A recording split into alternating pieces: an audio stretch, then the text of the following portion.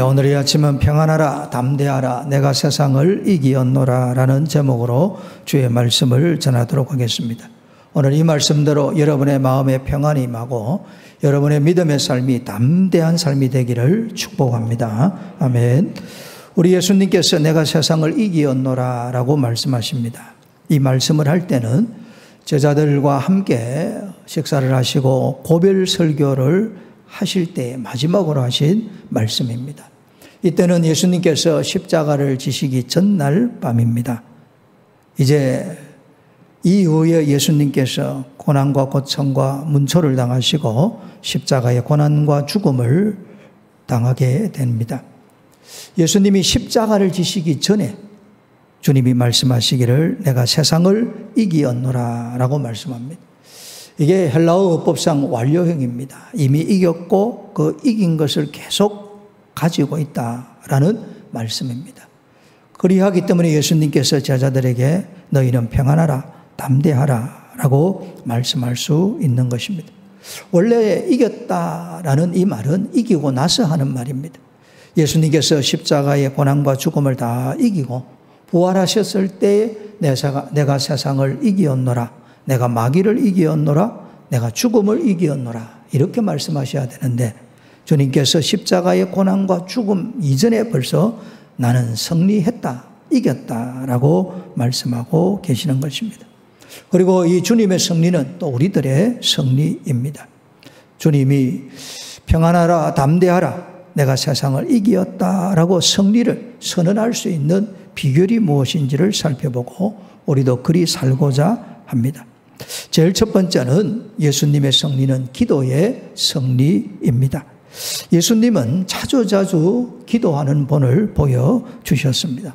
예수님은 새벽 미명에 기도하셨고 아침에 기도하셨고 사역이 바쁜 중에도 기도하셨고 저녁에도 기도하셨고 또 밤중에도 밤을 새우며 기도하셨고 금식하며 기도하셨습니다.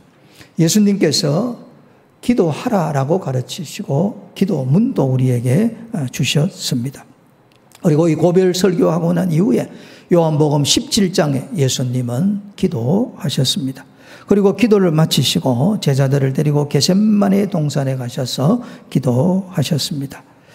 누가복음 22장 44절에 보면 예수님의 기도하시는 모습이 기록되어져 있습니다. 예수께서 힘쓰고 애써 더욱 간절히 기도하시니 예수님께서 십자가를 앞에 두시고 힘써 기도하시고 애써 기도하시고 더욱 간절히 기도하셨습니다. 얼마나 온 힘을 쏟아 기도하셨는지 땀이 땅에 떨어지는 핏방울같이 되더라. 예수님이 보배로운 피를 기도하는 중에 흘리셨습니다. 이때 누가복음 22장 43절에 보면 천사가 하늘로부터 예수께 나타나 힘을 더하더라 라고 합니다. 기도할 때 하늘에 천사를 보내어서 힘쓰고 애써 더욱 간절히 기도하도록 도우신다라는 말씀입니다. 우리 주 예수님은 이 기도로 십자가의 고난과 죽음을 이기고 승리하셨습니다.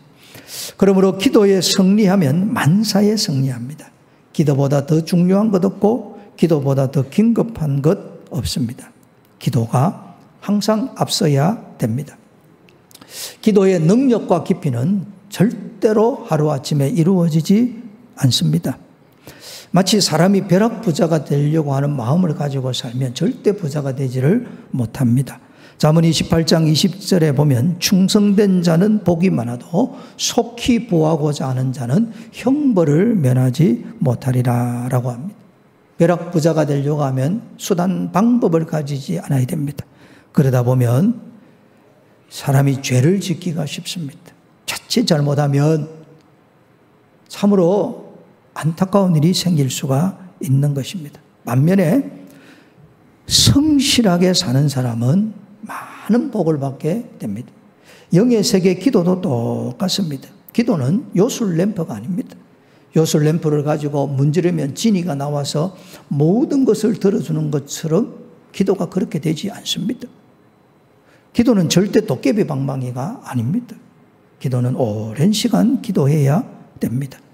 정말 예수님의 아래에 나아가 엎드려 절하는 심령으로 간절하게 기도해야 됩니다. 오늘 기도에서 단정 응답이 나타나면 얼마나 좋을까요? 그러면 우리가 교만해서 참 하나님 앞에 쓸모없는 사람이 됩니다. 이것 아시는 하나님께서 우리의 기도를 오래 하도록 하십니다.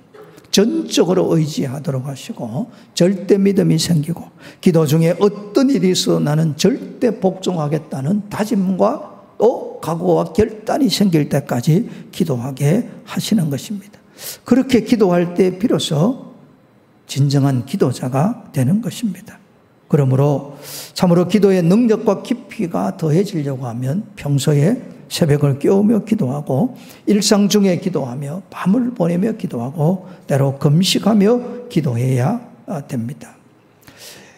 영성의 깊이가 있는 신앙인이 되려고 하면 오랜 시간 기도의 시간을 투자해야 합니다.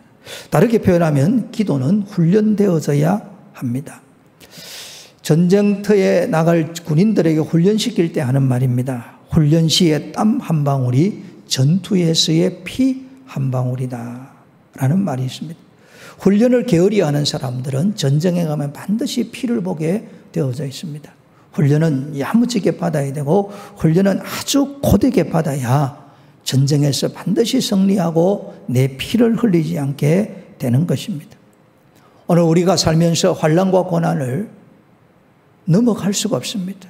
우리는 죄 가운데 태어나서 죄를 먹고 마시고 살기 때문에 또 이 땅에 미력하지만 여전히 사탄이 역사하기 때문에 또 우리가 우리의 육체의 욕망과 탐심을 가지고 살기 때문에 이 모양 저 모양으로 우리는 환난과 고난을 겪게 되어져 있습니다. 평소에 기도의 훈련이 잘 된 사람들은 환난과 고난의 때에 더 담대히 기도함으로 이길 수 있습니다. 예수님은 그 십자가의 고난과 고통, 죽음을 아셨습니다. 얼마나 고통스러운지 아십니다. 그 아시는 주님께서 그 겟세마네 동산에서 힘쓰고 애써 더욱 간절히 기도하셨기 때문에 십자가의 고난과 죽음을 이기신 것입니다. 그러므로 우리는 우리에게 십자가가 주어지기 전에 훈련받는다는 심령으로 환난 전에 기도해야 됩니다. 오늘 건강하고 오늘 형통하면 더더욱 기도를 많이 해야 됩니다. 건강한 몸으로 뭘 하겠습니까? 기도해야 되는 것입니다. 이렇게 매일 기도하는 훈련이 되면 기도 그것으로 말미암아 내게 주어진 십자가를 능히 감당하고 이길 수 있는 힘이 생기는 것입니다. 기도는 현금 인출기와 같습니다. 내가 통장에 돈을 많이 넣으면 많이 찾을 수 있습니다. 넣어놓은 돈이 없으면 찾을 돈이 없습니다. 마치 마일리지 쌓는 것하고 똑같습니다. 오랜 기도, 그 기도가 위기의 때에 나를 건져주게 됩니다. 한 장로님이 계셨습니다. 장로님의 아들이 있었습니다. 신앙생활을 잘했습니다. 6.25 사변이 일어나서 그만 인민군의 포로가 되었습니다. 인민군 부대장이 이 포로들을 데리고 북으로 끌고 가고 있었습니다. 부대장이 여러 날 동안 이 포로들을 데리고 가다가 마음에 귀찮은 마음이 들었습니다. 데리고 갈 건 뭐 있겠나? 그냥 여기서 다 죽여버려야 되겠다라는 마음이 들었습니다. 그러더니 평평한 땅에 이르자 이 포로들에게 전부 삽을 한 자루씩 주면서 구덩이를 파라라고 했습니다. 그 구덩이를 판다는 말은 그게 그들의 묘지가 되는 겁니다. 그래서 이 장로님의 아들이 구덩이를 파면서 오늘이 내 인생의 마지막이구나 하는 생각이 들었습니다. 그래서 구덩이를 파면서 오 하나님, 오늘 내 영혼을 받아 주시옵소서. 오늘이 주님을 향하여 기도하는 마지막 날이 됩니다. 생의 마지막 날 구차하게 믿지 않는 저 인민군 부대장에게 목숨을 구걸하지 않겠습니다. 오늘 불러주시면 주님 앞에 의젓이 가겠습니다 하고 구덩이를 다 팠습니다. 다 파고 구덩이를 다 사람들을 불러 모아놓고 부대장이 총을 쏘기 전에 무슨 이유였는지 이 부대장이 거기 있는 사람들이 이런 이야기를 합니다. 마지막 소원이 있으면 한 가지씩 이야기해보라고. 그럼 내가 들어주겠다. 비웃으면서 그렇게 이야기합니다. 그리고 이 청년이 손을 들고 마지막 소원이 하나가 있어 라고 합니다. 그러면서 내가 마지막으로 찬송가 한 곡 부르다가 죽겠다라고 하면서 그때 부른 찬송이 찬송가 493장입니다. 우리 한번 전주 놓으니까 같이 한번 불러보도록 하겠습니다.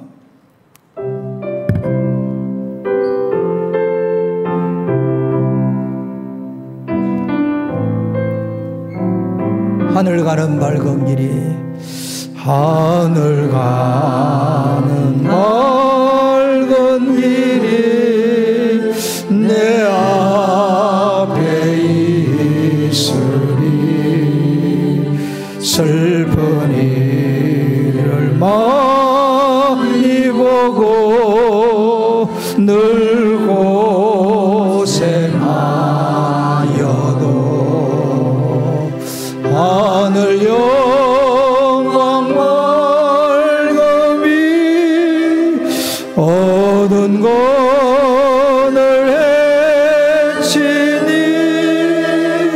예수 공로 의지하여 항상 빛을 보도다. 내가 염려하는 일이 내가 염려하는 일이 세상에 많은 주 속에 근심밖에 걱정 늘 기염하여 예수 보배로운 피 예수 보배로운 피 모든 것을 이기니 예수 공로 의지하여 항상 이기리로다. 이 찬송을 부르는 중에 갑자기 기관정소가 따다다다다다 일어나는 것입니다. 이제 죽었구나 생각했는데 이 청년이 죽지 않았습니다. 눈을 떠서 보니까 한 인민군 병사가 따발총을 가지고 이 인민군 부대장과 다른 인민군을 쏴서 죽여버리는 것입니다. 그리고 이 인민군 청년이 이 찬송을 부르는 청년을 얻고 남쪽으로 뛰기를 시작했습니다. 그렇게 해서 살아난 겁니다. 정말 구사일생으로 살아난 이 청년이 내 생명 주님의 것입니다 고백하고 참으로 목사가 되어서 주님 앞에 신실하게 주의 일을 감당했습니다. 평소에 기도가 사람의 생명을 건집니다. 기도할 시간이 없을 만큼 바쁘다라고 말하면 그것은 마귀의 미혹에 빠진 것입니다. 기도보다 앞서서 안 되고 기도하지 않고 일을 해서도 안 되는 것입니다.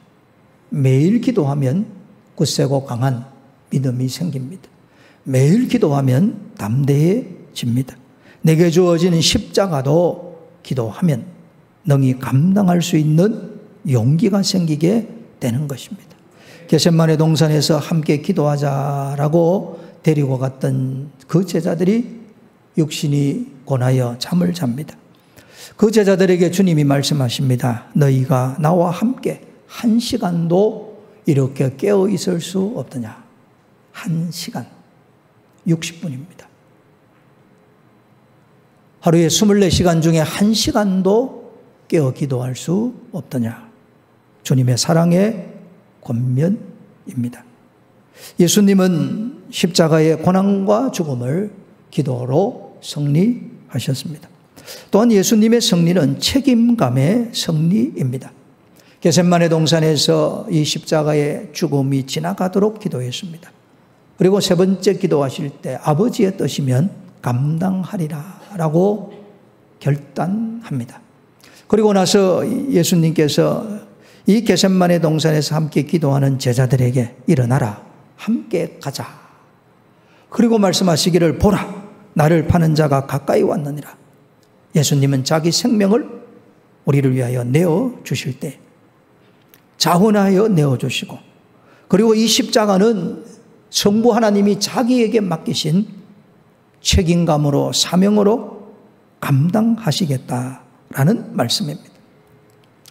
누가복음 9장 51절에 보면 예수께서 성천하실 기약이 차감해 예루살렘을 향하여 올라가기로, 이때 올라간다는 것은 예루살렘 성에 가서 십자가의 형을 받고 골고다 언덕에서 십자가의 죽음을 당하실 것을 말씀하시는 것입니다. 이 십자가의 길로 올라가시기로 굳게 결심하시고, 예수님은 십자가를 외면하지 않았습니다. 이 십자가를 누가 지어주면 좋겠다라고 책임 전가하지 않았습니다. 오늘 주님이 말씀하지 않습니까? 보라, 너희가 다 각각 제 곳으로 흩어지고 나를 혼자 둘 때가 왔도다. 어떤 제자는 예수님을 배반하고, 어떤 제자는 예수님을 모른다고 부인하고, 어떤 이들은 다 도망을 갔습니다. 그럼에도 불구하고 예수님은 십자가를 기꺼이 감당하셨습니다. 마지막 순간까지 주님은 십자가의 그 고난과 죽음을 마다하지 않고 다 짊어지셨습니다. 그리고 십자가상에서 예수님이 다 이루었다라고 말씀하셨습니다. 예수님의 생애는 오늘 우리의 연약한 것을 담당하시고 병을 짊어지시고 우리의 모든 죄를 짊어지신 이 책임감의 승리를 예수님께서 보여주고 계시는 것입니다. 우리도 최후의 일각까지 내게 주어진 십자가를 감당하리라, 이런 책임감을 가지고 살면 담대하게 살아갈 수 있습니다. 남편이 가정을 세울 때 이 모든 것은 내 책임이다. 내가 가정의 제사장이다. 내가 내 가정을 교회로 만들기 위해서 내가 가정예배를 책임진다. 이 책임감이 가정을 담대하게 만듭니다. 이 남편이 내가 가정의 가정으로, 아버지로, 영적으로, 도덕적으로, 경제적으로 내가 책임지고 가정에 어떤 문제이든지 아내든 자녀들에게 미루지 않겠다, 이런 책임감이 있으면 사람이 용기 있게 살아갑니다. 아울러 아내도 마찬가지입니다. 아내의 가장 큰 역할이 돕는 역할이지 않습니까? 내가 내 가정을 신령한 가정으로 세우는데 남편이 영적인 제사장의 역할 감당하도록 도우리라. 내 책임을 다하리라. 어머니가 집에서 가정 청소를 제일 많이 하지 않습니까? 내 가정의 죄악을 다 썰어내고 내 가정의 음란과 부패와 타락을 다 씻어내겠다, 이런 책임감으로 가정을 세우는 아내가 있으면 그 가정은 신령한 가정이 됩니다. 남편이 자기 책임을 지지 않고 아내가 책임을 지지 않을 때 가정은 뒤죽박죽이 될 것입니다. 오늘날 우리가 살아가는 세상에 책임을 지지 않으므로 참 세상이 어렵게 되고 있는 것입니다. 오늘 우리 자신에 대해서도 하나님 앞에서 스스로 책임을 져야 됩니다. 내게 십자가가 주어지면 내가 감당하리라 하고 책임져야 됩니다. 하나님 앞에서 나를 부르신 소명과 사명을 알고 때로 환난과 핍박이 온다 할지라도, 제자들이 예수님을 부인하고 배신하고 떠난다 할지라도 내게 준 이 소명과 사명을 책임지리라. 그때 담대해집니다. 내게 주어진 이 주님의 교회를 섬겨 주의 나라를 세운 이 직분을 다하리라. 이 마음에서 역사가 일어나는 겁니다.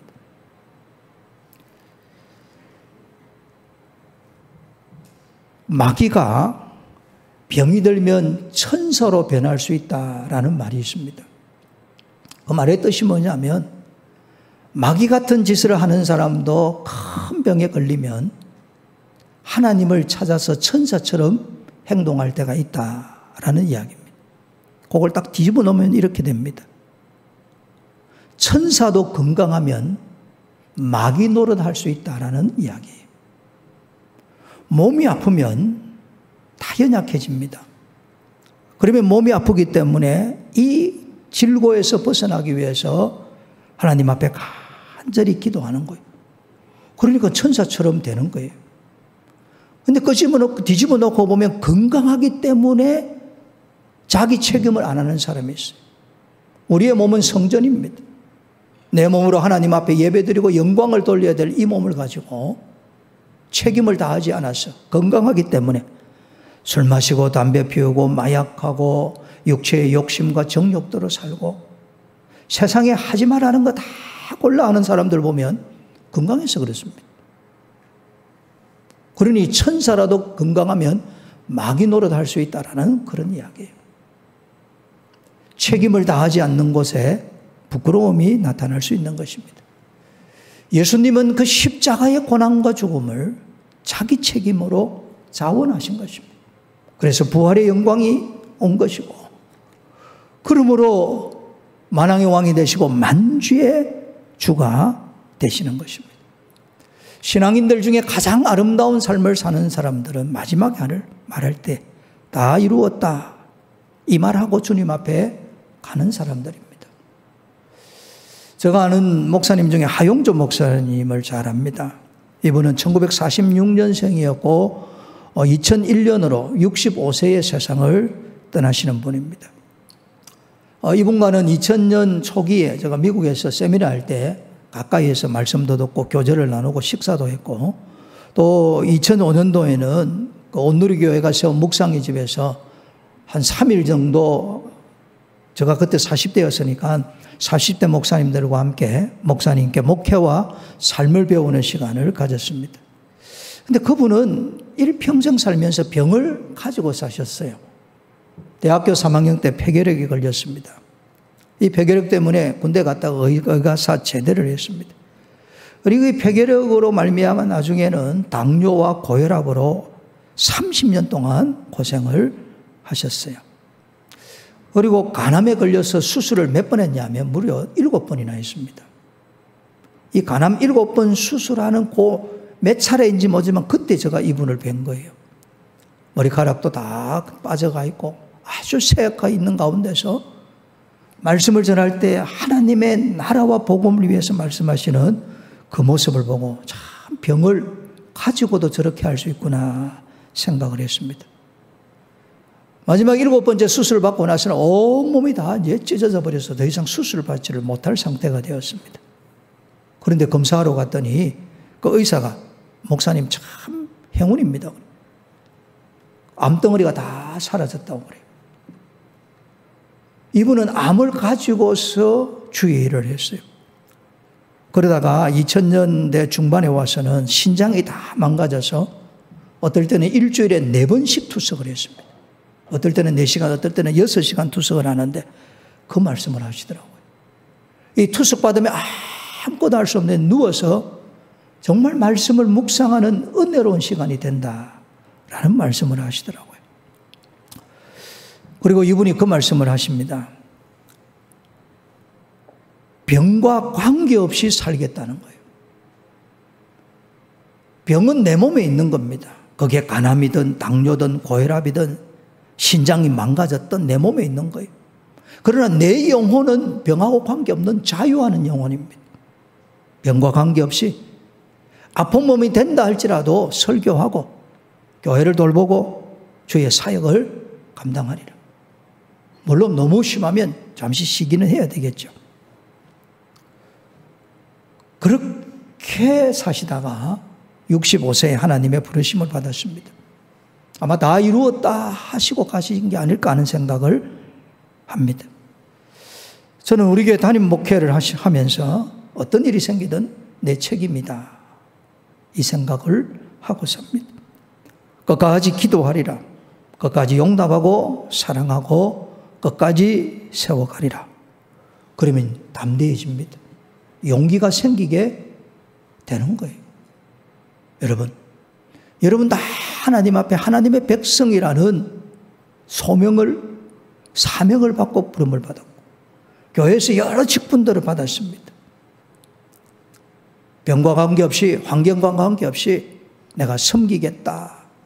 내가 모든 책임을 다하겠다면 그때 담대한 역사가 일어납니다. 마귀가 쫓겨날 것이고 세상이 굴복할 것이고 육체의 정욕이 떠나가게 될 것입니다. 우리 예수님께서 평안하라 라고 말씀합니다. 주님이 평안하라 라고 말씀합니다. 주님이 주시는 엄청난 은혜입니다. 평안을 잃어버리면 세상의 모든 것을 다 잃어버렸습니다. 평안은 주님이 주십니다. 이 평안은 언제 강력하게 임하느냐? 예수님께서 십자가에 죽으신 것은 우리의 죄 때문입니다. 우리가 죄인으로 태어나서 죄를 먹고 마시고 죄 가운데 살고 이 죄 때문에 영원한 지옥으로 떨어질 것을 아시고 우리의 죄를 씻어 정결하게 하시고 도말하기 위해서 예수님이 십자가에 죽으신 것입니다. 십자가는 나의 죄를 보게 하는 겁니다. 그런데 내가 말씀에 어긋난 것을 알면서도 육체의 욕심을 따라서 의도적으로 고의적으로 그리고 지속적으로 계속적으로 죄를 지으면 평안이 없습니다. 평안이 찾아올 수가 없어요. 그래서 악인에게는 평강이 없다 하느니라 말씀하는 거예요. 내가 하나님의 말씀을 어기고 계명을 우습게 여기고 내 잘못된 가치관으로 생각대로 사는 한 평안은 있을 수가 없습니다. 안타깝지만 그래요. 잠언 28장 13절입니다. 자기의 죄를 숨기는 자는 형통하지 못하나 죄를 자복하고 버리는 자는 불쌍히 여김을 받으리라. 십자가 아래 나아가 우리의 죄를 자복하고 그 죄를 버려야 됩니다. 죄와 상관없는 삶을 살아야 되고 의와 평강과 희락으로 살고 경건으로 살려고 몸부림칠 때 우리의 마음속에 주님이 주시는 그 평안이 밀려옵니다. 정말 돈으로 살 수 없고 세상의 권력으로 힘으로 건강으로 줄 수 없는 평안이 밀려오게 됩니다. 아울러 이 평안은 예수님처럼 다른 사람을 위해서 내가 십자가를 질 때 평안이 오는 겁니다. 예수님은 자기 죄 때문에 십자가를 지지 않았습니다. 죄가 없고 죄를 알지 못한 분입니다. 우리를 불쌍히 여겨 우리를 긍휼히 여겨서 우리를 구원하기 위하여 주님이 십자가를 지신 거예요. 내가 다른 사람을 불쌍히 여기고 내가 다른 영혼을 긍휼히 여기고 그를 위하여 눈물을 흘리고 다른 이를 위로하고 축복할 때 주님이 주시는 평안이 내 마음속에 충만하게 됩니다. 말씀을 맺습니다. 우리 예수님 세상을 이겼습니다. 우리도 이겼습니다. 주님이 우리에게 평안하라 담대하라 말씀합니다. 주께서 주시는 은혜입니다. 십자가 아래 나아가 기도하심으로 담대하게 살아야 되겠습니다. 십자가 아래에 나아가 내게 주어진 모든 것을 책임지고 감당함으로 담대하며 하게 살아야 되겠습니다. 십자가 아래에 나아가 모든 죄를 참회하고 죄를 버림으로 평안을 누려야 되겠습니다. 이 은혜가 있기를 축복합니다.